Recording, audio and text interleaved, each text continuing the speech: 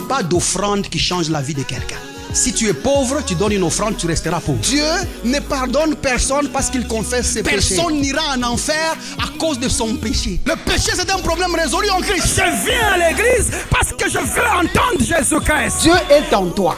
Tu es parfait et accompli en lui. Je suis né pour Dieu.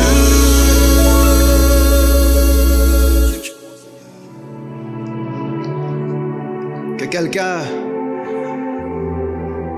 m'aide à faire ces quelques confessions avant d'entrer dans la parole de Dieu ce matin. Père, je te suis reconnaissant de ce que tu m'as jugé digne de me confier ta parole. Je suis né par ta parole. Je vis par ta parole. Au-dessus des circonstances et de toute autre situation. Je sais, Seigneur, que je gagne toujours. Je réussis toujours. Je prospère toujours, selon ce que dit ta parole, dans le nom puissant de Jésus. Est-ce qu'on peut pousser le cri de joie au Seigneur? Et acclame le roi des rois, car il mérite la gloire, il mérite l'honneur. Veuillez vous asseoir pendant que vous saluez votre voisin. Saluez votre voisin et dites-lui, vous avez bien fait d'être là ce matin. Bien fait d'être là ce matin. Merci beaucoup à vous tous qui avez pris la peine d'être là ce matin. Nous allons entrer dans la parole sans traîner. Les retardataires ont toujours tort. Et aujourd'hui, on a quelques 2-3 choses à couvrir. Et nous espérons que ça sera bénéfique pour quelqu'un au milieu de nous. Nous sommes en train de parler de phronesis et la prière. Ça va faire un temps que nous parlons. Pas de la même chose, mais nous sommes en train d'essayer de construire sur les sujets que le Seigneur nous a donnés, afin que tous ensemble, nous puissions nous édifier mutuellement. C'est comme ça que nous avons dit phronesis. En réalité, c'est une sagesse de Dieu. C'est cette sagesse-là qui pose des actes.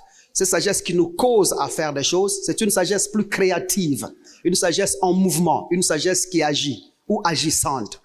Mais lorsque nous sommes en prière, nous l'avons défini comme étant la compréhension active qui pose des actes et qui nous cause à le faire tout en suggérant des lignes d'action en Christ.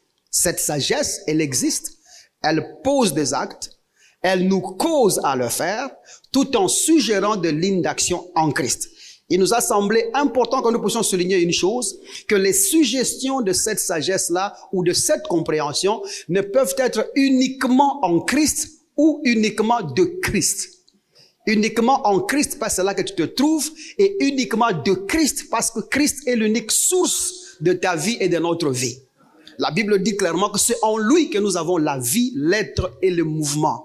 Tu peux pas trouver une forme de compréhension ou d'entendement en dehors de ce que Dieu a fait pour nous en Christ. Si je parle à quelqu'un ce matin, on dit un bon amen et on progresse. Alors maintenant, nous avons dit que cette compréhension, elle est dans notre quotidien. Elle est dans notre tous les jours. Chaque jour, ce sont des choses que nous vivons. C'est comme ça que je vous ai dit l'autre fois. Fais exprès de vivre sur base de cette compréhension-là. Ne néglige pas parce que tu es dans un marché. Ne néglige pas parce que tu es dans un supermarché. C'est une compréhension active. Laisse-la agir en toi. Laisse-la prendre le dessus de ton raisonnement. Le dessus de la manière dont tu réfléchis et tu penses. Et tu verras que ta vie sera plus facile et tu vas réussir avec succès au nom de Jésus-Christ. Alors nous avons dit dans notre quotidien cette sagesse-là qui nous cause à faire des choses, qui nous cause à dire des choses et qui nous cause à vivre. Ce que nous voulons dire, c'est que elle définit brièvement le genre de vie que nous avons. Elle définit la manière dont nous faisons les choses et la façon dont nous parlons. C'est cette compréhension-là qui définit ces choses-là. Quand tu t'y donnes, tu deviens une personne extraordinaire et une personne exceptionnelle. C'est comme ça que nous avons dit, il faut faire aussi attention que quand nous parlons de compréhension, nous ne voulons pas parler de connaissance. Parce que la compréhension et la connaissance, c'est deux choses différentes. Tu peux connaître sans comprendre. Et c'est ça le problème de notre génération aujourd'hui. Plusieurs personnes semblent connaître, mais sans comprendre ce qu'ils connaissent. Or, quand tu connais sans connaître, ça devient un poison à l'action. Parce qu'il faut comprendre que la connaissance ne produit pas l'action. C'est la compréhension qui produit l'action. Tu fais ce que tu as compris de ce que tu connais. Tu peux connaître et tu ne seras pas en mesure de faire parce que tu n'as pas compris. Je suis clair jusque-là? C'est-à-dire que votre manière de faire est justifiée parce que vous avez compris. C'est comme ça que ma manière de parler, c'est la manière dont je comprends la parole. Ma manière de faire les choses, c'est la manière dont je comprends la parole. Et nous devons aussi être de la même manière où nous jugeons la manière dont nous comprenons les choses. Tu peux connaître sans comprendre et ça va être dangereux. Et or, lorsqu'une compréhension, lorsque une connaissance n'est pas comprise, si elle ne produit pas l'action, elle crée ce que nous appelons une pauvreté d'action. C'est-à-dire que tu comprends, tu connais, tu ne comprends pas ce que tu connais, comme tu peux pas le faire, donc tu seras dans la pauvreté d'action. C'est comme ça que nous avons aussi beaucoup de pauvres. Il y a beaucoup de pauvres, pas parce qu'ils ne connaissent pas comment trouver l'argent, mais c'est parce qu'ils ne comprennent pas comment trouver l'argent. Vous avez compris la différence? Ils savent comment trouver l'argent, mais ils ne comprennent pas comment mettre en exercice cette connaissance qu'ils ont reçue là. C'est comme ça que je prie à ce que vous recevez la compréhension au nom de Jésus-Christ. Recevez cette compréhension au nom de Jésus-Christ. Alors maintenant, lorsque tu comprends les choses en Christ, tu arrêtes de vivre en cherchant à gagner la vie. Est-ce que j'ai constaté beaucoup de gens? Plusieurs personnes vivent tout en cherchant à gagner la vie. Ça, c'est le résultat de quelqu'un qui ne comprend pas les choses en Christ. Quand tu comprends les choses en Christ, tu ne vis pas pour gagner la vie, mais tu commences à vivre pour faire la différence, faire de l'impact, changer les choses, affecter les choses, apporter les changements. Tu ne vis plus pour gagner la vie. Parce qu'en réalité, il n'y a pas de vie que tu vas gagner. Tu n'en as plus à gagner. Dieu a déjà gagné une vie pour toi. Et il a trouvé en lui-même, il te l'a donné. C'est-à-dire que ton effort dans le gain de vie, je dis bien, ton effort dans le gain de vie a pris fin le jour que tu as reçu Jésus-Christ comme Seigneur et Sauveur. C'est comme ça que Paul dit, pour nous, la mort c'est un gain. Il fallait donc que nous mourons en Christ pour recevoir la vie de Dieu. Et maintenant, tu ne vis pas pour une autre vie. Tu ne vis pas pour gagner la vie. Tu gagnes plutôt pour qu'avec Dieu, tu fasses des exploits. Que tu fasses de l'impact. Que tu apportes la différence dans ton foyer. La différence dans ta maison. La différence dans ta famille. La différence dans ton travail. Tu vis pour faire la différence. Je crois que tu dirais amen plus que ça. Tu es un agent de la différence. Jésus est venu sur terre ici, il est venu et après qu'il soit parti, déjà le monde entier a dit qu'il y a un temps avant Jésus et un temps après Jésus. Tous ceux qui sont venus après lui ni avant lui, il n'y a jamais eu un temps avant Abraham, un temps après Abraham. Il n'y a jamais eu un temps avant Noé, un temps après Noé. Mais il y a un temps avant Jésus-Christ et après Jésus-Christ. Parce que c'est lui qui est venu à affecter le temps et les circonstances. L'horloge de la montre ne pouvait pas se contenir que d'obéir au passage de l'impact lui-même en action. Et je te souhaite que tu sois une personne qui vit pour créer la différence. Vis pour faire la différence. Et tu verras que la maturité va entrer dans ta vie au nom de Jésus-Christ. C'est comme ça que dans tout ça, il est vraiment très important que nous comprenions certaines choses parce que voyons un peu ce que Marc est en train de dire là. Marc chapitre 8.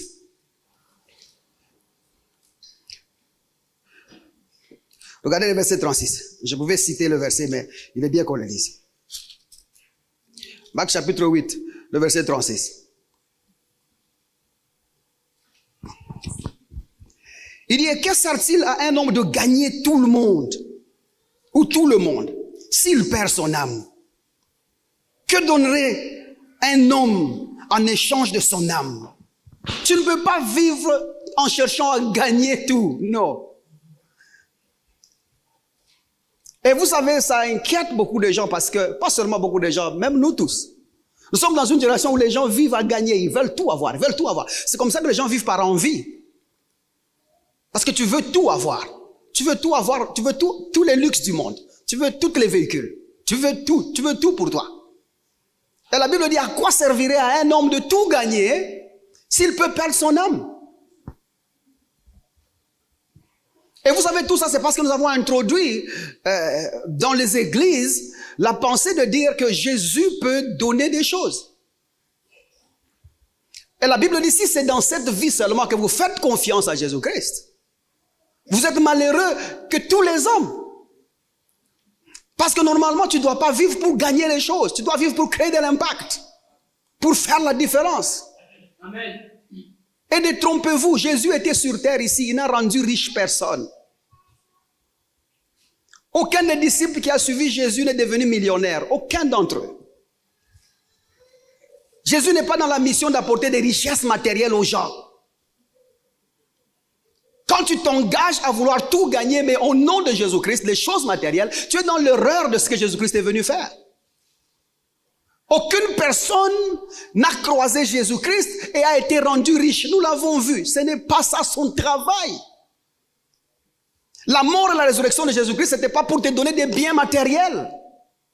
Les biens matériels, c'est un don à tous les hommes, païens ou chrétiens.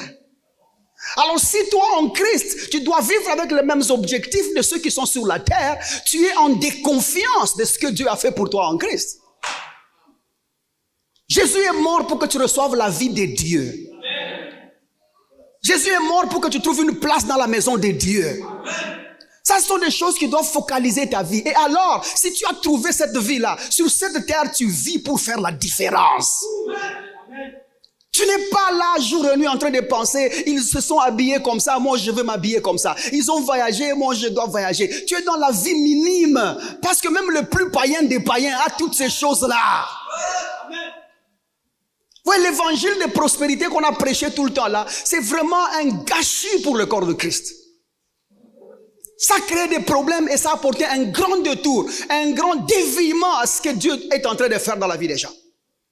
Jésus n'est pas mort pour te rendre riche matériellement. Jésus est mort pour que tu sois riche de la vie de Dieu.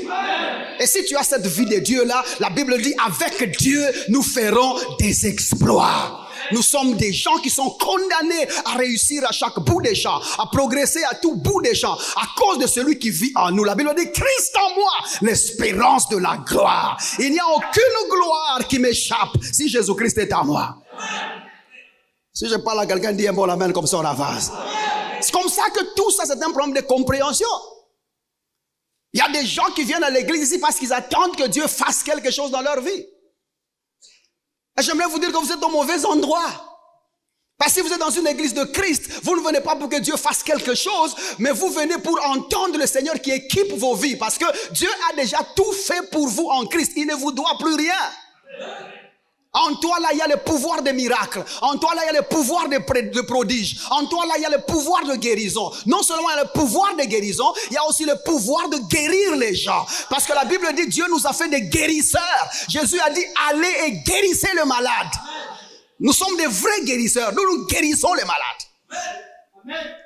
Et tu ne peux pas venir à l'église et chercher que Dieu fasse quelque chose dans ta vie. Et pourtant, c'est ce que nous avons dit aux gens tout ce temps. Dieu n'est pas dans une mission d'ajouter autre chose sur ta vie. Qu'est-ce qu'il a déjà fait pour toi en Christ? Jésus-Christ est suffisant dans la vie de quiconque l'a reçu. Tu ne manques de rien. Tu es complet, tu es parfait, tu es digne devant Dieu, tu es saint, tu es riche, tu as tout ce dont tu as besoin à cause de celui qui habite en toi. Il n'y avait rien avant, il n'y avait que Dieu. Et dans le vide de tout, lorsqu'il y avait Dieu, Dieu a rendu possible tout ce que tu vois et ce que tu touches.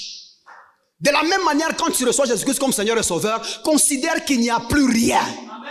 Et que celui qui a tout créé habite en toi. Et c'est par toi qu'il veut tout faire.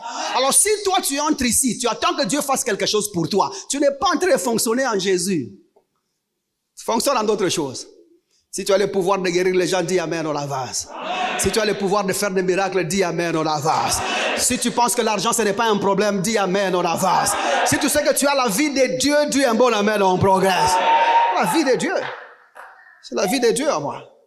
Et Dieu agit en moi. Et tout ça, c'est un problème de compréhension. C'est comme ça que Job chapitre 30, là, le verset 8, le verset que nous avons lu tout le temps ici, il dit clairement, en réalité, dans l'homme, c'est l'esprit, le souffle du Tout-Puissant, qui lui donne de l'intelligence, qui l'accorde l'intelligence. Le problème de l'homme, c'est la faculté de compréhension. L'intelligence, là-bas, c'est faculté de compréhension. Qu'est-ce que tu sais de ce que Dieu a fait pour toi en Christ? C'est ça qui fait la différence. Même Adam avait besoin de la faculté de compréhension pour qu'il fasse la différence entre lui et les lions, lui et les arbres. Ou sinon, Adam devait être dans le jardin là-bas en train de bouger aussi comme un arbre. Parce qu'il aurait pensé que, comme tout autre humain, il doit faire les mêmes mouvements. Mais la Bible dit Dieu souffla sur lui et Adam devint une âme vivante. Avant qu'on souffle sur lui, il était une âme vivante. Il était déjà vivante. C'était déjà un être vivant dans le jardin. Jusqu'à ce qu'on souffla sur lui, il ne pouvait pas savoir la différence entre lui et les lions. Il devait croire qu'il était un animal comme tous les bêtes. C'est comme Tarzan. Vous connaissez l'histoire de Tarzan? Nous avons tous appris l'histoire de Tarzan. Ce garçon-là, il a grandi comme les singes, il a commencé à vivre comme les singes. Vous vous imaginez, c'est l'unique homme qui parle avec les gens. Bon, il y a aussi Mowgli. Bon, ceux qui ont fait des bons parcours maternels. Mais vous savez, lorsque Tarzan a vu la femme entrer dans cette forêt-là, cette femme a apporté l'amour à cet homme. Lorsque l'amour est venu chez Tarzan, la faculté de compréhension est entrée. Tarzan a découvert ce jour-là que ce n'était pas un singe. De la même manière, lorsque l'amour de Dieu est entré dans ta vie, ce jour-là, tu dois découvrir que tu n'es pas n'importe quel homme. Parce que l'amour est venu à nous. Le texte de Tarzan, c'est un texte chrétien qui veut seulement dire que l'amour est venu chez lui. Et au même moment, lorsque l'amour lui dit, tu n'es pas d'ici, chez toi c'est de l'autre côté en Angleterre. Tarzan a dit non, je reste. À cet instant-là, Tarzan a compris que chez nous, ça valait mieux que cette forêt dans laquelle je me trouve. Il y a beaucoup de chrétiens qui sont dans la jungle de la vie parce qu'ils n'ont pas compris ce que l'amour de Dieu a fait dans leur vie. Jusqu'à ce que tu comprennes ce que l'amour de Dieu a apporté dans ta vie, tu resteras là où tu es. Mais le jour où l'amour de Dieu se manifeste, la Bible dit l'amour de Dieu se manifeste et Dieu prouve ainsi son amour. Parce que lorsque nous étions des pécheurs, Christ est mort pour nous. À l'instant que tu réalises que Jésus est mort pour toi, les choses de ce monde perdent de la valeur. Les choses de ce monde perdent de la valeur. Tu ne te bats plus pour les matériels. Tu ne te bats plus pour les choses d'aujourd'hui. Et quand tu travailles et tu gagnes bien. Je dis bien, tu gagnes bien. Parce que c'est un bas niveau. Ça ne te préoccupe plus. Parce que les choses de ce monde ne peuvent pas rivaliser de valeur avec la croix de Golgotha. Évite ça, évite ça. Ceux qui n'ont pas compris échangent même les bénédictions avec l'argent. Donne et Dieu va te donner. Ça, c'est le manque de compréhension de ce que Dieu a fait. Donne 10% et Dieu va te bénir. Ça, c'est le manque de compréhension de ce que Dieu a fait. Quand tu comprends ce que Dieu a fait, tu ne brabes pas, tu n'échanges pas les merveilles de Golgotha avec les choses matérielles. Parce que la croix n'a pas de prix. La croix n'a pas de prix. C'est comme ça que ce monsieur qui a écrit la chanson, il dit, je ne peux m'imaginer combien ça coûterait. À la croix, il a pris ma place. Dieu l'a s'est donné pour moi. Combien on paye pour ça? Combien on paye pour ça? Les choses de ce monde ne peuvent pas prendre place de ce que Dieu a fait pour toi en Christ. C'est comme ça que nous sommes des gens instruits qui avons la compréhension de Christ. Quand nous sommes dans les choses de Dieu, nous le sommes championnement. Quand nous rentrons dans les choses des hommes, à cause de la compréhension de Dieu que nous avons, nous entrons dans les choses des hommes comme Dieu. Et nous réussissons au nom de Jésus-Christ. J'aimerais bénir quelqu'un ce matin, gagne cette vie au nom de Jésus. Et réussis dans cette vie au nom de Jésus-Christ. Donc quand tu as la faculté de compréhension, tu fonctionnes différemment. Observons ça. Nous sommes en train de parler de phronesis dans l'adversité. Nous avons commencé l'autre fois. Et j'ai dit, je ne vais pas courir. On va y aller étape par étape pour essayer de voir comment est-ce que nous allons entrer dans cette vie. Parce que nous ne sommes pas de ce monde et pourtant nous sommes dans ce monde. Nous ne pouvons pas ignorer que nous sommes dans ce monde. Et nous ne pouvons pas faire semblant que nous sommes dans ce monde. Nous sommes dans ce monde. Nous sommes dans ce monde de péché, dans ce monde de tourments, dans ce monde de tremblements de terre, dans ce monde de difficultés, dans ce monde de sorcellerie, de magie, de maïkariens, dans ce monde de douleur, dans ce monde de peine. Nous y sommes. Mais la Bible dit, nous ne sommes pas de ce monde. Et pourtant, nous y sommes. C'est une réalité que nous ne pouvons pas éviter. Nous sommes là. Mais si ta compréhension n'est pas centrée sur Christ, tu resteras dans le malheur de ce monde sans comprendre le pourquoi tu y es. Il y a une raison pourquoi Dieu t'a laissé là. Et c'est comme ça que nous sommes en train de vouloir diffuser cette compréhension étape par étape. Si je veux parler 2 minutes un jour et traverser un autre jour 2 jours, mais pour qu'à la fin, que tu vives dans ce monde comme un champion. Que tu lèves la tête, tu dises plus rien ne m'étonne, plus rien ne m'étonne, plus rien ne m'étonne. C'est quoi? Plus rien ne m'étonne, plus rien ne m'étonne. Jésus-Christ nous présente 2 faits. Mais avant que je n'y aille, il faut comprendre que même Jésus-Christ n'était pas dans le déni de la réalité de la vie. Il comprenait les choses comme le besoin des taxes, le besoin de manger, le besoin d'aider les gens. Jésus-Christ comprenait les souffrances des gens parce qu'il y entrait même. Jésus-Christ comprenait les problèmes et les difficultés des gens. Et je vous ai dit l'autre fois que ne soyez pas cajolés autrement. Les mauvaises choses arrivent aussi aux bonnes personnes. Et quand je parle bonne personne, je ne dis pas quelqu'un qui fait du bien. Je parle aussi de celui qui a reçu la bonne personne en lui. Parce que la bonne personne, c'est celui qui est dans les cieux. Or, dans les cieux, c'est en toi. Donc, celui qui est en toi, là, t'as fait une bonne personne devant Dieu. Et je te dis la vérité, les mauvaises personnes t'arriveront aussi. Et c'est quand même étonnant que les enfants de Dieu sont pleurnichards. Et pourtant, c'est eux qui devaient trouver des victoires chaque fois. C'est comme ça que Jésus nous présente, je crois, en Matthieu chapitre 7, à partir du verset 24. Vous pouvez lire ça même à la maison. Jésus nous présente là 2 sortes de constructions ou 2 sortes de maisons. Entrons un peu dans la matière. Il dit que ces maisons-là, l'une était bâtie sur le roc et l'autre maison était bâtie sur le sable. Déjà, il y a différence de fondement, différence de fondation. Vous êtes là jusque-là? Voilà, c'est maintenant qu'il faut me donner votre attention. Maintenant, il dit que, Jésus dit, ces 2 maisons-là ont été soumises aux mêmes conditions d'adversité. Il dit, il y avait la pluie, il y avait le torrent, et il y avait les vents. Les 3 choses ont frappé à toutes les 2 maisons. La pluie était à la maison qui était sur le roc, et la pluie était à la maison qui était sur le sable. Mais la Bible dit, cependant, seule la maison qui était sur le roc a tenu, parce que l'autre là est tombée. Vous connaissez bien l'histoire. Qu'est-ce que Jésus voulait nous dire là-bas? Tout d'abord, Jésus veut nous dire que tu sois bâti sur le roc, ou que tu sois bâti sur le sable, l'adversité c'est un problème commun à tout homme. Vous êtes avec moi jusque là? Je dis bien commun à tout homme. Tu passeras par quelque chose. Tu vivras quelque chose. Et en passant par quelque chose, je ne veux pas dire que c'est Dieu qui va t'enseigner. Non, ce n'est pas Dieu qui t'enseigne. Ce sont des choses du monde. Aide-moi à dire des choses du monde. Des choses du monde. Dieu n'en a rien à faire avec ça. Parce que je vous ai dit, dans le phronèse, c'est cette sagesse de Dieu. C'est la sagesse de Dieu qui sort l'homme de son problème. Dieu a pour mission de te sortir toi du problème. Vous êtes avec moi jusque-là? C'est-à-dire que le problème de Dieu, même quand tu pries, je vous ai dit ça ici, quand tu vas prier, Seigneur, sors-moi de ma maladie, aide-moi pour la maladie. Ou encore, Seigneur, chasse la maladie. Allons comme ça. Seigneur, chasse la maladie. Dieu ne viendra pas chasser sa maladie parce que c'est pas ça son problème. Dieu, ce qui l'intéresse, c'est toi. Vous êtes avec moi jusque-là? La maladie, c'est toi qui dois la chasser. Et en ce qui concerne Dieu, il a déjà fait son travail. Il t'a déjà sorti de l'endroit où tu dois être compatible à la maladie. Et ce qui te manque, toi, c'est comprendre que tu n'es plus compatible à la maladie. Je ne sais pas si mon français est correct. Là-bas, on est ensemble jusque-là? Très bien. C'est-à-dire que c'est toi qui dois connaître ce que Dieu a déjà fait en Christ pour réaliser que tu n'es plus compatible à la maladie. Dieu a déjà fait son travail. Si tu tombes malade, c'est ton problème. Si tu souffres, c'est ton problème. Si tu ne réussis pas, c'est ton problème. Je sais que beaucoup de gens me regardent et ils sont étonnés. Mais c'est la triste vérité. En ce qui concerne Dieu, quand tu souffres, c'est ton problème. Lui, il a déjà fini sa part.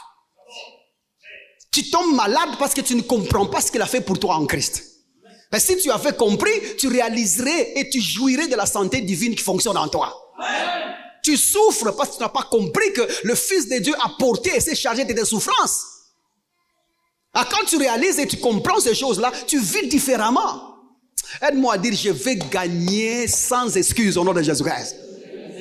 Excuse. Bouge un peu ton voisin et dis, mon cher, je te dis, je vais gagner sans excuse. Les chrétiens sont devenus pleurnichards. On dirait comme si, quand les problèmes c'est chez les autres, on dit, il faut qu'ils croient au Seigneur. Il faut croire. Non. Quand les problèmes c'est chez les autres, ça peut aussi arriver chez toi. Mais quand les problèmes arrivent chez toi, on va en parler quand on va foncer un peu dans les détails. Quand les problèmes arrivent chez toi, les chrétiens pensent que ce qui les arrive, ça a un caractère très particulier. La malaria, ça touche tout le monde. C'est une maladie qui est sur terre, qui touche tout le monde. Les chrétiens comme les païens. Du moins les chrétiens qui ne sont pas bien instruits. Comme les païens. Mais quand la même malaria là est chez les chrétiens, le chrétien pleurniche tellement que pour lui, ce n'est pas les moustiques. Pour lui, c'est les esprits impurs. Vous êtes avec moi jusque là? Va voir un chrétien malade de malaria. Comment est-ce qu'il panique? On va prier pour moi. Je sens comme si à un certain moment, l'oxygène monte. Et puis ça s'arrête. Et puis ça descend et puis moi je respire. Je sens qu'il y a une force Une force qui s'assoit sur moi. Mais un païen, quand lui il est malade, même malaria, il a ses 2 croix, ses 3 croix, comme toi tu as eu 3 croix. Il dit non, mettez quinine, mettez nivaquine, mettez chloroquine, je m'en sors. Il dit même à ses enfants, ne vous en faites pas, demain je vais aller au travail. Mais toi, appelez le pasteur, cette fièvre ici est exagérée. Qu'est-ce qui fait que tu penses que toi tu as une dose un peu particulière à ce qui atteint tout le monde? Ta compréhension. Pasteur, ce que tu dis là, tu sors ça où? 1 Pierre chapitre 5, le verset 8. Je suis en train de créer des géants au nom de Jésus-Christ. Géants au nom de Jésus-Christ. Et nous allons arriver à un niveau où pourquoi est-ce que nous disons un chrétien ne peut pas vivre certaines choses? Ce ne sont pas des slogans. Comme ça, on t'explique. D'abord, il faut que tu comprennes ce qui est là. Et puis quand tu vas arriver à comment est-ce que tu peux vivre sans ça, au moins nous avons des fondements de vérité. C'est ça, non? Tu sais où tu es debout. Au lieu que je commence à te dire, tu sais, un chrétien ne peut pas tomber malade. Il n'est pas normal pour un chrétien de tomber malade. Il n'est pas normal pour un chrétien de souffrir. Un chrétien ne peut pas manquer à manger. Non, ça ce sont des choses réelles. Mais nous autres ici, nous avons déjà traversé cette phase-là. On s'est dit, il n'est pas possible. Inch'Allah, Inch'Allah. C'est pas possible. Et je sais pourquoi je ne peux pas dormir affamé. Je sais pourquoi. L'une des raisons pourquoi je ne peux pas dormir affamé, parce que je peux prendre mon téléphone n'importe quand et appeler n'importe qui au milieu de vous, aller manger chez lui, glorifier le Seigneur, rentrer dormir. Amen. Mais tu vois, toi, tu n'as pas cette compréhension-là. Parce que tu as encore de l'orgueil de la vie. Tu veux prouver que tu es le riche du quartier. Tu ne peux pas aller manger chez ton frère de l'église. Comme si on va t'écrire sur le visage qu'il a mangé chez frère François. Moi, je viens chez Chabani, je demande à manger, je bouffe avec action de grâce. Parce que ce n'est pas moi qui ai appelé Chabani dans ma vie. Nous sommes nés ensemble en Christ.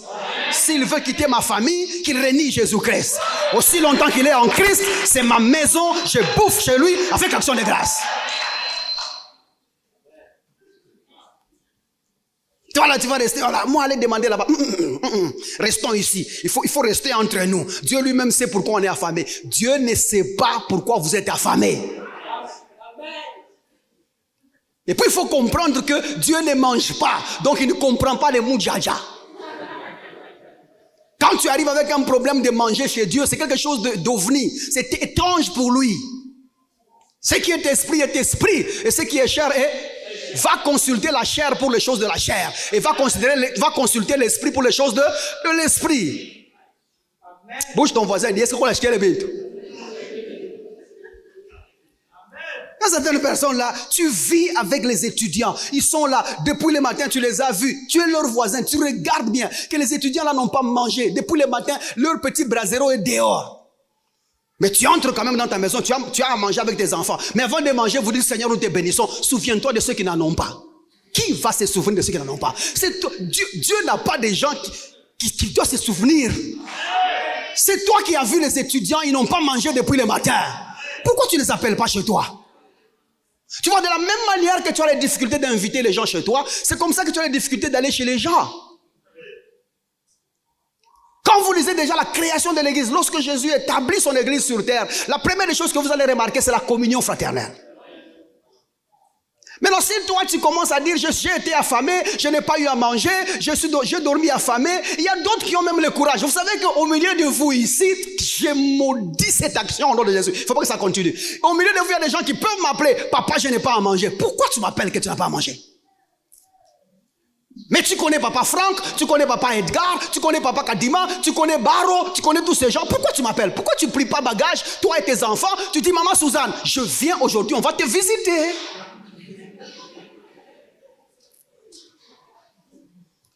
Le chrétien ne peut souffrir que pour 2 raisons. Surtout en ce qui concerne le manger et le boire. Juste pour 2 raisons. Soit tu ne te connais pas, tu ne sais pas qui tu es, tu n'as pas la compréhension des choses en Christ. Deuxième raison, tu refuses la famille que Dieu t'a donnée. C'est juste ça. Maintenant, examine combien de fois tu as péché contre ces 2 choses ici, mais tu as quand même prié que Dieu t'aide. Tu n'as pas constaté que Dieu t'a déçu, il ne t'a pas aidé. Premier jour, tu n'as pas mangé. Deuxième jour, tu n'as pas mangé. Troisième jour, tu n'as pas mangé. Toi-même, tu t'es ressaisi. À un certain moment, tu es allé dire à quelqu'un, papa, ce dernier temps, je suis dans la crise. Hier, tu avais la foi. Avant-hier, tu avais la foi. Où est partie ta foi aujourd'hui? Aide-moi à dire compréhension, mon frère, compréhension. Ça change de vie, cette histoire. Regardez 1 Pierre chapitre 5, verset 8. Il dit, soyez sobres. Alertez. Il dit, éveillez. Il dit, tenez à ce que vous connaissez. Ce que veut dire veiller là-bas. Tenez à ce que vous comprenez. Il ajoute, votre adversaire, le diable, rôde comme un lion rugissant, cherchant qui il dévorera. Pour votre information, il cherche qui il dévorera. Il n'a pas encore trouvé. Ça ne sera pas toi, j'espère. Je viens de dire, il cherche encore. Laissez-le chercher. C'est la bonne nouvelle que j'ai. Laissez-le chercher. Ne t'aimez pas là pour qu'il te trouve, non. Il dit, votre adversaire, le diable, rôde autour de vous. Laissez-lui rôder. Même si tu le vois passer par chez toi, il va dire, le diable, je t'ai vu, passe. Oh non, laisse-lui rôder. Il sait que chez toi, là, il n'y entrera pas. Il cherche encore quelqu'un. Ce n'est pas toi, ce n'est pas toi. Tu n'es pas sur la liste des gens que le diable doit rencontrer. Quelqu'un me comprend jusque-là? Sur l'agenda du diable, lorsqu'il se réveille le matin pour chercher les gens, j'espère qu'il dort. Lorsqu'il se réveille le matin pour chercher les gens auxquels il doit faire des choses, là, tu n'es pas sur la liste. Tu n'es pas sur la liste. Il ne faut pas te mettre sur la liste. Tu n'y es pas. Aide-moi à dire, je ne suis pas, je ne suis pas. Vous savez pourquoi j'insiste sur ça? Parce que l'Église a inculqué dans nos pensées cette notion de la présence constante du diable dans tout ce que nous rencontrons. Il y a un démon derrière chaque buisson. Il y a un démon derrière chaque problème. Il y a un démon derrière chaque difficulté. Et pourtant, la majorité des problèmes sont des choses des hommes, des choses de la terre. S'il y a des églises qui s'appellent avec des ministères de délivrance, des églises où on engage toute leur vie à parler, à converser avec les démons, c'est parce que nous avons glorifié tellement le diable que nous lui avons accordé la place de choix dans nos activités. Attention, un chrétien ne vit pas parce que le diable fait. Un chrétien, c'est un phronimos. Il vit par la compréhension active qui pose des actes et qui lui cause à le faire. Amen. Il y a des démons partout. C'est toi qui as mangé tard. Tu ne dors pas la nuit. Esprit d'insomnie. Apprends à faire le sport le matin, à manger avant. 18h, 19h, ton corps sera fatigué, repose-le. C'est ça, non? Parce que toi, tu n'as pas un ministère comme moi où je dois veiller tous les jours. Repose-toi. Faut pas commencer, tu dors pas, non, esprit d'insomnie, je déchasse au nom de Jésus. Comme l'autre là m'appelle et me dit, papa, priez pour moi parce que je sens l'esprit de fatigue. J'ai dit, c'est l'hypotension? Non. C'est l'hypertension? Non. Depuis quand est-ce que la fatigue c'est un esprit? Nous avons tellement tout diabolisé que nous ne savons plus vivre correctement. À la fin de cette série ici, tu vas vivre bien et réussir au nom de Jésus. Okay? Je te souhaite ça. Fais ça. Regardez la suite. Verset 9. Il dit, résistez-lui. La Bible ne dit pas résistez-lui par une foi ferme. La Bible dit résistez-lui avec. Le avec, c'est quelque chose de complément à mon être. C'est une valeur ajoutée. Je ne le résiste pas par une foi ferme. Je le résiste avec une foi ferme. La foi ferme est ici comme un outil, un moyen de résistance. C'est comme un militaire qui est en guerre, qui doit résister l'adversaire avec son arme. Vous êtes avec moi jusque-là? Pierre dit, résistez-lui avec une foi ferme. Et la foi ferme là-bas, c'est la doctrine de Jésus-Christ. C'est-à-dire que le diable ne peut être résisté que avec la foi ferme. Si tu n'es pas avec la foi ferme et tu es avec autre chose, le diable te vaincra. Le diable te vaincra. Je parle à quelqu'un jusque-là? Et nous sommes très nombreux à être dans la résistance avec l'ennemi avec autre chose. Avec la pensée de tes traditions, avec ta force, avec la manière dont tu conçois les circonstances et les temps. Il y a certaines personnes qui sont déjà fait un film. Tu as déjà créé ton film à toi de comment les choses doivent se dérouler. Et nous sommes dans de fausses raisonnements. On va arriver à cet endroit-là. Et quand tu es dans les fausses raisonnements, tu as tendance à décentrer Dieu de Christ. Quand il n'est pas centré sur Christ, c'est-à-dire que tu commences à raisonner des moyens d'en sortir par toi-même. Le diable ne peut être résisté qu'avec la foi ferme, pas autrement. Il dit résiste-lui avec la foi ferme. Ce qui nous a amené, c'est la suite. Regardez le verset 9, là où nous sommes.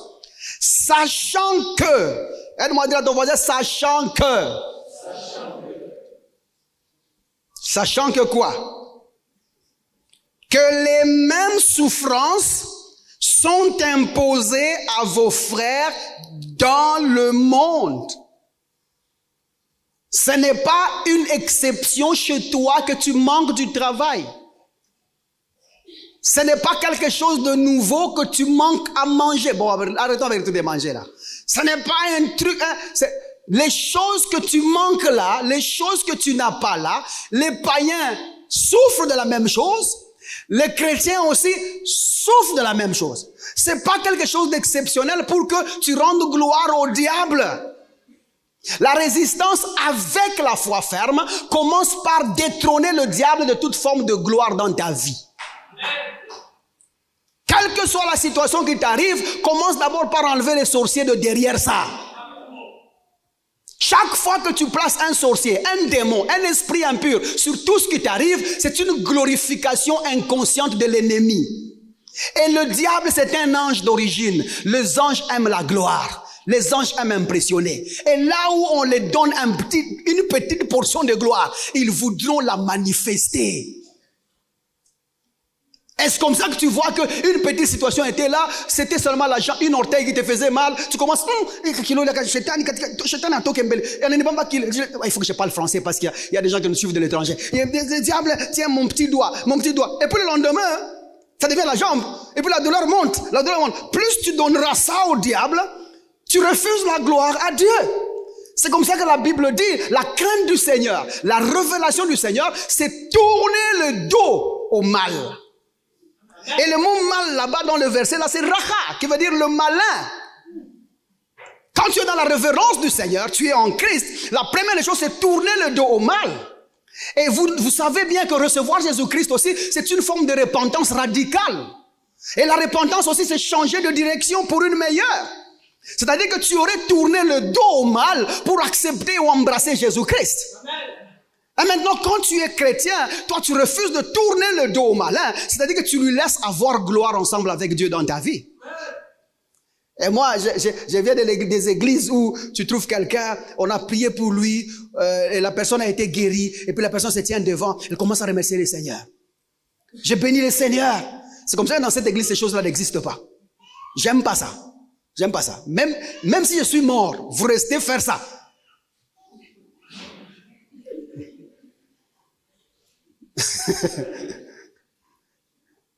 Je vais revenir. Parce que tu sais ce que ça fait? Ça crée juste des cultes de personnalité pour rien. Quelqu'un se tient debout, non, voilà, j'ai béni le Seigneur parce que j'étais malade et l'homme de Dieu a prié pour moi. Quand je suis rentré à la maison, la fièvre a augmenté. J'ai senti que le diable a empiré parce qu'il voulait que je dise que l'homme de Dieu c'était un faux homme de Dieu. Mais quelques minutes après, quand ma maman m'a donné de Novalgine, j'ai senti que la fièvre a baissé. La prière a fonctionné. Gloire à Jésus. Maintenant, nous nous posons la question. C'est les médicaments ou c'est la prière de l'homme de Dieu? Il faut qu'on soit correct sur cet aspect-là. Dieu n'est pas dans une mission de guérir le chrétien. Amen. Écoutez-moi très bien. Les chrétiens ne sont pas sur la liste des gens que Dieu peut ou doit guérir. Nous avons vu Jésus sur terre. Il n'a guéri aucun chrétien. Et il ne peut pas commencer avec vous. Quand vous êtes malade ou quand vous souffrez de la maladie, c'est une preuve qu'il y a des choses que vous n'avez pas assimilées dans ce que Dieu a fait pour vous en Christ. La Bible dit c'est par ces meurtrissures que vous aviez dans le passé été guéris. C'est-à-dire que l'œuvre de la croix a déjà scellé votre exemption à la maladie. Il n'est pas normal pour un chrétien de tomber malade. C'est comme se réveiller le matin et trouver un chien qui vous dit bonjour papa. Tu sais déjà que le chien, il peut pas parler. Non seulement c'est impossible, je ne dis pas que c'est impossible, mais je dis seulement que le chien n'a pas été créé avec le vocabulaire de parler. Vous êtes avec moi jusque-là? C'est comme ça que ça devient quelque chose d'étrange. De la même manière, le chrétien aussi, quand il souffre ou quand il est malade, c'est quelque chose d'étrange par rapport à qui cette personne est. Le chrétien a reçu la santé divine, bien-aimé. Tu as la santé divine en toi. Tu n'es pas ni guérissable, ni soignable. Parce que les facultés qui apportent les guérisons sont en toi. Dieu t'a fait toi guérisseur. Non seulement tu finis la maladie des gens, mais tu peux aussi condamner la maladie des corps des gens. Est-ce que quelqu'un me comprend jusque-là? Alors maintenant, il faut que je dise que je dis ça pourquoi? Parce que à un certain moment, quand tu es chrétien et que tu es malade, pourquoi tu veux refuser les médicaments? Pourquoi? Pourquoi tu refuses les médicaments? Je ne suis pas dans l'apologie du miracle ici. Je ne suis pas dans l'apologie de grâce. Je ne suis pas dans l'apologie de santé divine. Mais je veux seulement te dire, quand tu trouves que tu as les maux de tête, ce sont des trucs simples. Les hommes ont déjà fait des trucs poussés par Dieu, bien évidemment. Prends de Novalgine, tiens-toi debout et avance. Pas comme je me laisse ça, il y a que moi qui peux parler comme ça. Tu es là, les mots de tête s'empirent, ce sont les mots de tête que tu as vus parce que toute la journée tu travailles dans une carrière, tu es là toute la journée, tu es négociant, tu attends que tes créateurs t'amènent la marchandise, tu es sous le soleil toute la journée. Quand tu as les mots de tête le soir, ce n'est pas les mots de tête de la prière, ça c'est les mots de tête de Novalgine et aspirine. Point. Faut pas m'appeler, oh non papa, priez pour moi, toute la journée j'ai les mots de tête, mais tu travailles dans une carrière, tu veux qu'on fasse quoi? Tu n'as pas de chapeau, tu n'as rien. Tu veux qu'on fasse quoi? Je trouve que dans ce que j'ai dit, Jésus s'est glorifié. Et Dieu n'est pas contre la médecine. Parce que tout ce que le diable fait, c'est pour détruire l'homme. Mais tout ce qui construit l'homme ne peut pas être démoniaque. T'as jeune. Donc ce qui t'arrive là, c'est pas exceptionnel. Mais les chrétiens sont là, pourquoi moi? Pourquoi moi? Pourquoi est-ce que moi aussi? Papa, priez pour moi. Papa Thierry. Les douleurs là même hier, ça a recommencé. Ces démons de chez nous ici, cet esprit impur de chez nous, cet esprit de ma mère est venue me visiter seulement. Et c'est comme ça que nos mamans ne nous visitent plus, à cause de coïncidences maléfiques. Parce que vous avez l'impression que c'est comme quand seulement on vous visite que quelque chose de mal arrive. Et le diable sait que c'est comme ça qu'il vous manipule aussi. Vous commencez à haïr les pauvres personnes, ignorant que ce sont des choses normales qui arrivent à tout le monde. Ces choses-là arrivent à tout le monde. Tout le monde. La maladie touche tout le monde. Les difficultés touchent tout le monde. Le problème touche tout le monde. Sans exception. Regardez ça, 1 Corinthiens chapitre 10. Regardez verset 13. On va dire deux choses ici. Pas possible. J'ai choisi de prêcher à ce rythme ici parce que je ne vais pas courir. Comme ça, là, ce sont des choses qui changent de vie. En fait, ce que j'ai en train de donner ici aux gens, c'est ce qu'on appelle l'antiballe. Hein? Ça, c'est les vrais maï-maï. Pas les petits trucs là, quelqu'un moyen ça pour utiliser là-bas. Non. Ce que je te dis, c'est ce qui est vrai. Tu arrives dans la maladie te fouille. Tu arrives dans les problèmes te fouillent. Les difficultés te fouillent. Regardez 1 Corinthiens chapitre 10, à partir du verset 13. C'est un verset que vous connaissez, mais aujourd'hui on va le lire un peu à l'étudiant pour qu'on voit les choses qu'il cache. Il dit aucune tentation, on dit bien aucune tentation ne vous est survenue qui n'ait été humaine. Notez ça. Aucune tentation ne vous est survenue qui n'ait été humaine. C'est-à-dire que toutes les tentations qui surviennent chez vous sont d'abord humaines. Quelqu'un est avec moi jusque-là? Avant que je sais que c'est le diable qui tente. Je sais ça, je n'ignore pas ça, mais je refuse seulement sur mon altar lui donner la gloire aujourd'hui. Quelqu'un est avec moi jusque-là? Maintenant, le mot qui pose problème là-bas, c'est le mot tentation. Parce que lorsque tu regardes tentation, ta première pensée, c'est oh non, j'ai vu une fille en mini-jupe, j'ai vu un frère qui s'est déshabillé, j'ai vu ses tablettes chocolat, j'ai été ouh. C'est comme ça. Moi, je ne parle pas de ça. Tu vois, tes pensées ont besoin de compréhension. Et si je vous parle de tentation, parce que la tentation n'est pas seulement sexuelle. Maintenant, allons analyser le mot. Paul utilise un mot qui est très riche, qui désigne tentation. Le mot là-bas, c'est peirasmos. Peirasmos.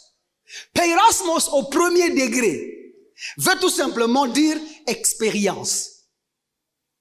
Au deuxième degré, il veut dire épreuve. Et c'est au troisième degré qu'il veut dire tentation. Nous sommes ensemble jusque-là. Maintenant, nous allons entrer dans la pensée de Paul au premier degré. Il dit, aucune tentation ne vous est survenue qui n'ait été humaine. Ce que Paul veut dire, qu'il n'y a pas d'expérience terrestre que vous auriez vécue qui n'ait été humaine. Parce que les hommes vivent les mêmes expériences tous les jours. Les hommes ont les mêmes maladies, les hommes ont les mêmes souffrances, les hommes ont les mêmes difficultés. Et lorsque vous tombez dans la même chose, c'est pas quelque chose d'exceptionnel. Je suis en train de bien parler jusque-là. Ah, vous ne me répondez pas. Je suis en train de bien parler jusque-là. C'est pas quelque chose d'exceptionnel. Du moment que tu te retrouves dans une difficulté, commence d'abord par dire que ce n'est pas exceptionnel. Aide-moi à dire c'est pas exceptionnel.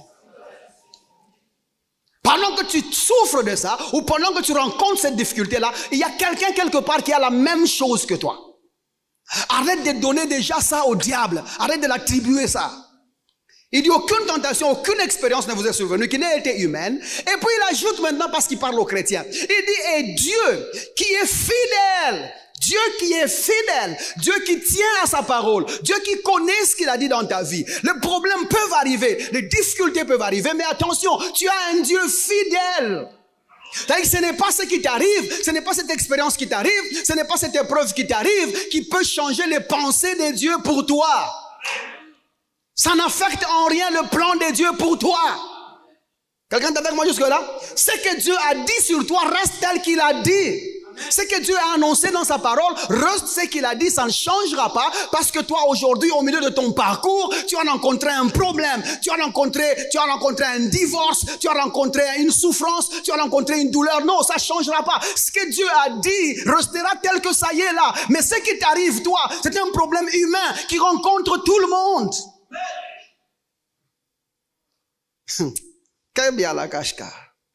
Maintenant il dit, et Dieu qui est fidèle, il ajoute, ne permettra pas que vous soyez tentés au-delà de vos forces. Donc il y a une force. Donc il y a une force. Dieu ne permettra pas que tu sois tenté au-delà de tes forces. Attention, Paul est dans un jeu de mots. La tentation, ce n'est pas le mot tenter. Lorsqu'il parle de tenter, il ne veut plus dire tentation. Tentation, c'est le verbe peiramos. Mais le tenter qu'il utilise là-bas, c'est le verbe peirazo. Peirazo, c'est autre chose. Peirazo veut tout simplement dire essayer si une chose peut être faite. Essayer si une chose peut être faite. Donc il n'y a aucune expérience de la vie qui te soit arrivée, qui ne soit pas humaine, et Dieu qui est fidèle, ne permettra pas que vous soyez tentés au-delà de vos forces. Notez qu'il ne dit pas que ne permettra pas qu'il vous tente au-delà de vos forces, parce que Dieu ne tente personne. Il dit que vous soyez tentés. En d'autres termes, Dieu dit que ce sont des choses qui peuvent vous arriver, mais Dieu ne permettra pas que vous soyez, que quelque chose vous arrive, essayant si elle peut être faite. En d'autres termes, lorsque la maladie viendra dans ta vie et que tu as la compréhension des choses en Christ, la maladie ne viendra pas tester si ça peut rester sur toi. Me comprenez jusque-là?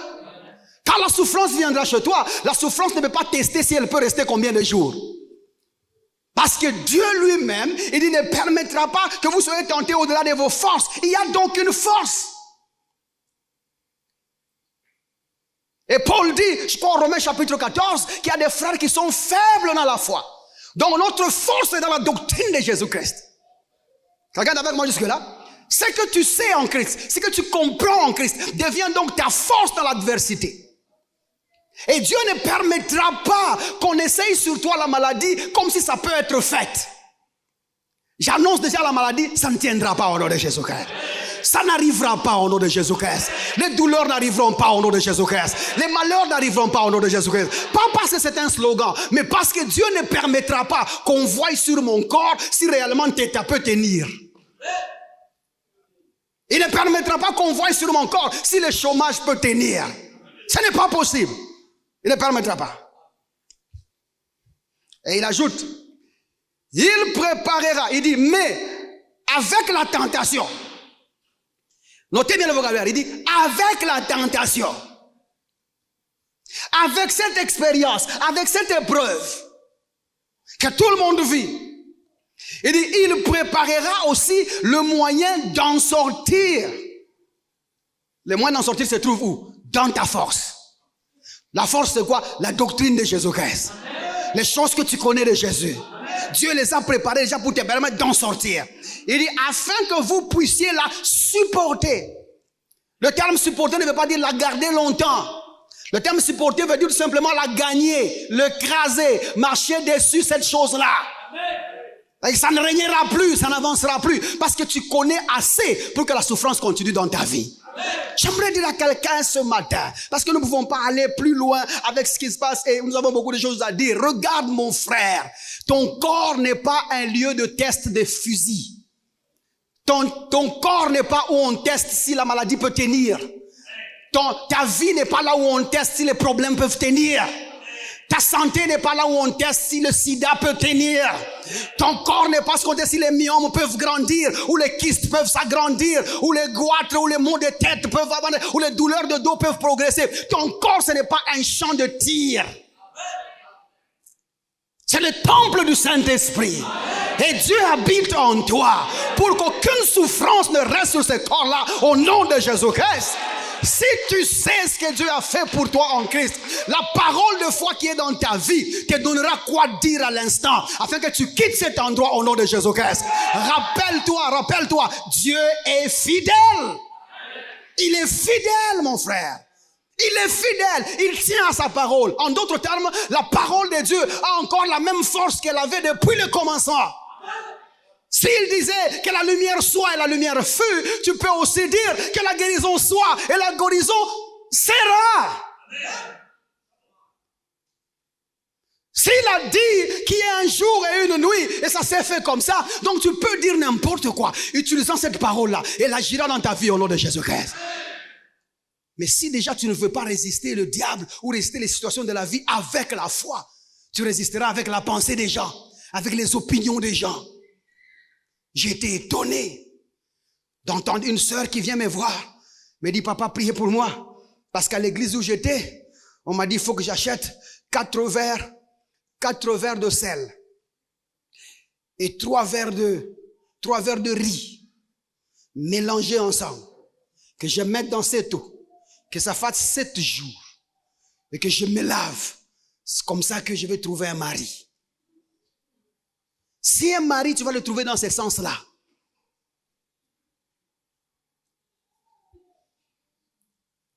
Il aimera le riz avec le sel. Vous pensez que j'allais dire quoi?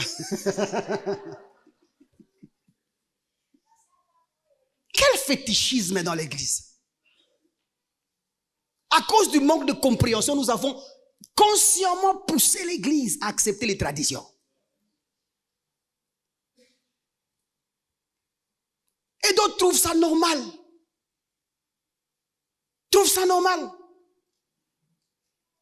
Aujourd'hui c'est le sel, demain c'est l'huile, après-demain c'est l'eau, après l'autre jour c'est les pommes, après l'autre jour c'est les bananes. Si tu veux que ta vie soit grande, il faut manger les pommes. Si tu veux que ta vie prospère, il faut la banane. Et les enfants de Dieu sont convaincus. Ils pensent qu'il y a quelque chose de Dieu dedans. Vous avez ramené la sorcellerie à l'église. Parce que les gens, vous les avez privés de la compréhension. Quelqu'un comme moi, tu me demandes de prendre un truc, mais ça n'ira pas. Il y a un frère qui est au milieu de je crois qu'il fait les protocoles là. Un jour il m'appelle, il me dit, son ancien pasteur l'appelle, lui dit, écoute, Dieu m'a dit, il faut que tu donnes une offrande parce qu'on va te donner quelque chose. Lui, il se débrouille. Il dit, non, bon, ça, et puis non, comme je voyage, va voir tel frère. Mais il va te demander, écoute, toi prends seulement le sel, va le voir. Le frère rigole parce qu'il est instruit. Il rigole, il me dit, mais moi, j'ai qu'il avait reçu une révélation. Donc il n'a pas reçu une révélation. Il a reçu un moyen pour légiférer, rendre correct les $100 qu'il a demandé. Et puis, vous, donc vous avez l'argent à donner aux gens. C'est seulement quand on vous a dit escroqué par un homme de Dieu que tu viens me raconter. Commence d'abord à me donner que je mange. Et puis je vais te dire si tu veux aller chez les autres. Il faut avoir honte. Aide-moi à dire, il faut avoir honte. L'autre là, papa, aujourd'hui je vais citer son nom. Papa Kisimba. Je le cite toujours comme un gros ventre et sa femme. Ils sont là, on leur dit, il faut qu'il tourne parce qu'il avait eu un problème au travail, on l'a mis à pied. Et le bruit circulait tel que, même s'il rentrait, on va finir par le licencier. Et il est allé trouver un homme de Dieu lui dit, il faut tourner le lit 7 fois. À minuit juste. Parce que la Bible dit, c'est au milieu de la nuit que Dieu bénit ses enfants. C'est un verset, hein? C'est la Bible. Ces gens-là ont des arguments, hein? Ce sont des arguments. Pakisimba et sa femme, il met sa femme devant. Avançons. Avant qu'ils arrivent à la tête du lit, tout d'abord il faut avoir un lit qui est au centre de la chambre. Parce que ce genre de choses là, quand tu vas dans tu vois, si tu vas à un endroit où tu habites une petite chambre, ton lit a rempli la chambre. Je ne sais pas si tu vas marcher sur le lit en tournant, tu seras comme sur la lune. Papa Kisimba et sa femme. Maintenant, ils étaient venus me voir pourquoi. À chaque fois, j'ai dit ça, mais je ne mentionne pas. Ils étaient venus me voir pourquoi. Parce que d'après lui, la formule n'a pas fonctionné parce que sa femme, plusieurs fois, elle a compté avant d'arriver à la tête du lit. Vous avez compris? Et puis, quand ils arrivent à un endroit, la femme dit 1, il dit, ce n'est pas là, c'est là. Disons maintenant 1, au nom de Jésus, 1. Oh, amen. Bien aimé dans le Seigneur. Quand seulement tu commences à tourner là, quelque chose ne te dit pas, quelque chose n'est pas bien. Et puis on les a même dit, vous sortirez là-bas avec des actions de grâce. Ça s'est fait à Jéricho. Ton lit c'est Jéricho. Tu es juif toi. C'est tellement folie. C'est ce qu'on appelle en anglais le common sense. Le bon sens. À un certain moment, il faut avoir le bon sens. Quand tu as le bon sens, tu fonctionnes autrement, papa. J'ai pris que cette compréhension dans ta vie, que tu jouisses de la vie en Jésus-Christ. Tu de la vie en Jésus-Christ. L'autre là, il m'a dit, papa, je savais compris pour moi. Maintenant, regardez. Quand tu trouves un homme de Dieu, tu as un problème de peau. Et quoi, l'autre bien. L'homme de Dieu te dit, amène l'aloe vera et le clou de girofle. Et puis, il te dit, prends 7 clous de girofle. Jette dans l'aloe vera 3 cuillerées pour la résurrection. 7 clous de girofle pour la... Mais ça c'est docteur Yassalam. Tu vois pas qu'il y a un problème là qui n'est pas bien. Même s'il justifie ça avec les chiffrologies, ça ne tient pas. Jésus-Christ est Seigneur. Donne-lui gloire, ça suffit. Et si tu comprends bien ces choses, ta vie sera bien au nom de Jésus-Christ. En sortant aujourd'hui là-bas, quelle que soit la difficulté que tu rencontreras, dis c'est normal pour tous les hommes. Et chez moi, ça ne tiendra pas parce que ça ne peut pas tester la croissance sur moi. Ça ne peut pas tester sur moi. Non. Ça ne testera pas sur moi. Tu dis, cette crise ici, cette crise ne va pas se développer sur moi. Tu dis, chez moi, ce n'est pas la terre fertile pour le malheur. Je ne suis pas une terre fertile pour les problèmes. Je ne suis pas une terre fertile pour les difficultés. Je ne suis pas une terre fertile pour quoi que ce soit. Je suis une terre fertile pour l'abondance de la parole de Dieu. Là, c'est la parole de Dieu. Si vous m'avez compris, on acclame le Seigneur, que Dieu vous bénisse. Il faut qu'on arrête à passer le temps de partir. Merci beaucoup.